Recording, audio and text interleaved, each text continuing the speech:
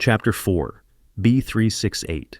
The B2 parking lot was empty and silent, with a cold, damp chill hanging in the air. The fluorescent lights cast a harsh white glow, accompanied by a faint buzzing sound, as if the emptiness itself were whispering a lonely tale. Jonathan's leather shoes echoed against the concrete floor with dull thuds, making the sound seem unnervingly loud in the desolate space. He instinctively lightened his steps, trying to minimize his presence.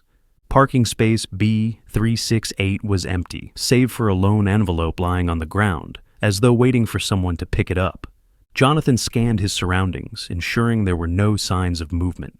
This corner of the parking lot was out of the security camera's view because of the low camera angle. He crouched down carefully, picked up the envelope, and inspected it.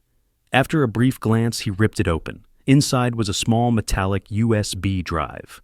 "How old-fashioned," Jonathan muttered to himself before swiftly returning to his car and driving out of the parking lot.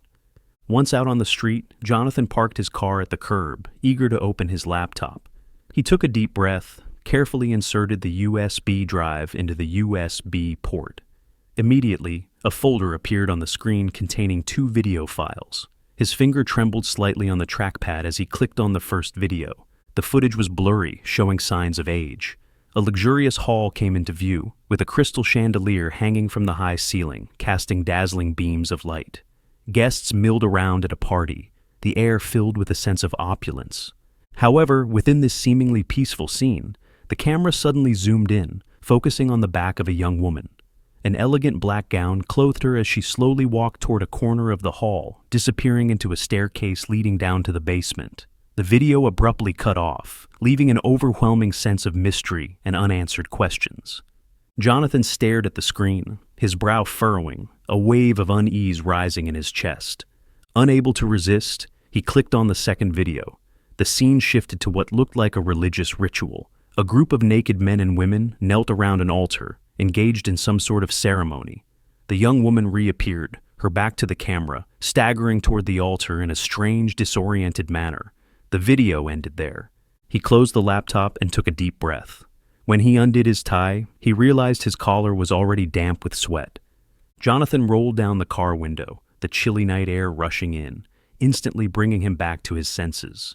Outside, the night remained deep and impenetrable, but the tension inside the car had dissipated. Wait, the building in the video? Why does it look so familiar? Something gently prodded Jonathan's mind. He turned abruptly and looked out the car window at the parking lot. B368, the address of Victor Galloway, CEO of Luminous Domain Media Group. The media had extensively covered Victor when he received the Lifetime Achievement Award for Art a few days ago, with reporters even conducting an in-depth interview inside his mansion. That palace-like home, with its extravagant design, had made an unforgettable impression on Jonathan, and he could recall every detail vividly. His gaze remained fixed on the folder on the screen, and a growing sense of foreboding settled deep in his gut. He knew this was no coincidence. The person who had given him the USB drive clearly intended to use him for something. "This is no coincidence," Jonathan muttered to himself, his voice laced with unease. After a deep breath, he quickly grabbed his phone and dialed Emily's number. "Jonathan? What's going on?" Emily's tired voice came through the line. "Emily, I have something you're going to want to see." Jonathan's voice was low, his fingers tapping nervously on the steering wheel, trying to keep his tone steady. Emily's voice immediately grew serious. "Where are you?" "The Union Tower, but this isn't something we should talk about over the phone. Let's meet at Isaac's place," he said quickly, starting the engine and heading for Isaac's apartment. Jonathan drove into a narrow alley where only a solitary streetlight cast a faint glow.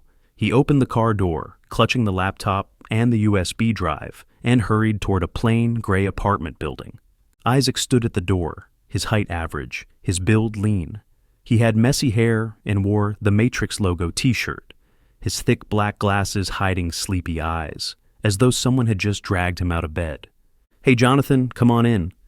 Isaac's apartment was well equipped, with several screens displaying complex data and images, and the hum of server racks in the corner, as if a silent and busy colony of bees was hard at work. The only sign of human life was the takeout boxes carelessly piled on the coffee table. "You came all this way late at night. What interesting things do you have for me?" Isaac reached out to take the USB drive Jonathan handed him, expertly inserting it into the computer. Let me guess, freshly cooked scandal or some other surprise? Something I'd rather not have received, Jonathan replied, recounting his experience in the parking lot, while Isaac's attention remained fixed on the screen. Wow, Isaac suddenly paused, zooming in on a particular part of the video. Isn't this our Oscar-winning actor? He pointed to a familiar face on the screen, his voice full of exaggerated excitement. Tisk, Erica had such an impressive figure when she was younger. Jonathan furrowed his brow. We're not here to gossip, Isaac. Isaac chuckled, then stopped teasing and began enhancing the footage using professional image processing software. Can you find this building? Jonathan asked, gazing at the screen. Isaac didn't respond immediately. He froze the frame and started inspecting the details. Look here, he pointed to the screen. These palm trees are Washington palms, a common sight in Los Angeles. Combine that with the angle of the sunlight and the length of the shadows. And the time of day seems to suggest it's around 7:34 p.m. on April 17th, 2002. He quickly typed on the keyboard, comparing the video's palm trees, building outline, and surrounding environment with satellite images of Los Angeles, narrowing down the possibilities. This building's design is typical of modernist style, with large glass facades, geometric lines, and open courtyards. This kind of design is common in high-end neighborhoods like Beverly Hills and Bel Air. Isaac paused, turning to Jonathan. Given these environmental cues and architectural features, it's highly likely this mansion is Victor's residence in Los Angeles. Jonathan nodded. And the time? Isaac continued to replay the video, studying the people's clothing and scene details.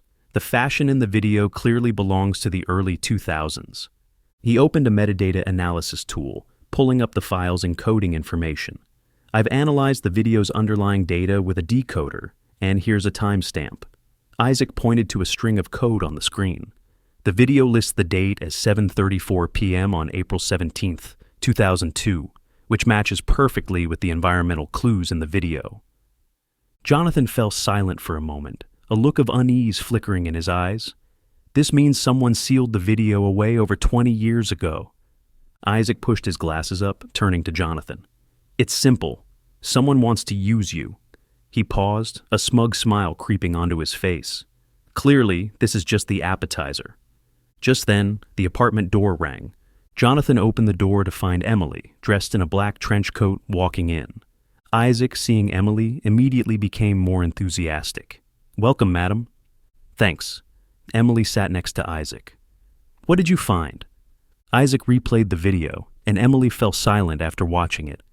The filming location is Victor's private mansion, the CEO of Luminous Domain Media Group.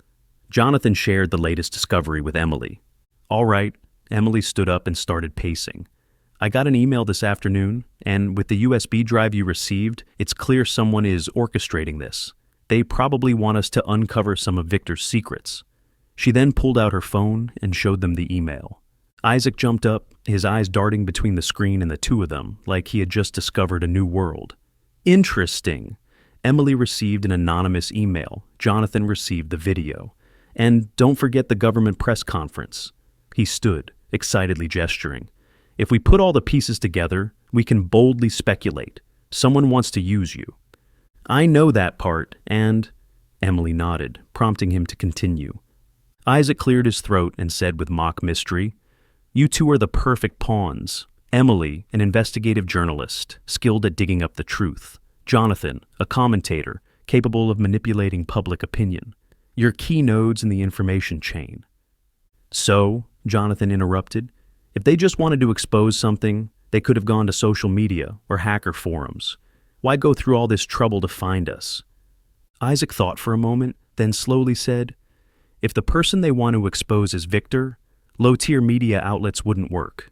There have been rumors about him for years, but he's still standing strong. Whoever gave you the tip sees your potential to take him down. Jonathan chuckled, scratching his head. Am I really that important? All right, I have an even bolder theory. Someone wants to use you to overthrow the current government. Isaac's excitement was palpable. Wait, no, 4 years of turnover. It's always a disaster, no point. Then what if no one takes office? Emily picked up the conversation, deliberately teasing his excitement. Isaac suddenly slapped his thigh. Why not? Think about it. Today's press conference wasn't just about unveiling extraterrestrial civilizations. It might be to prepare the public to accept their existence, even their dominance. Jonathan furrowed his brow. Your reasoning sounds more absurd than a novel. Isaac grinned.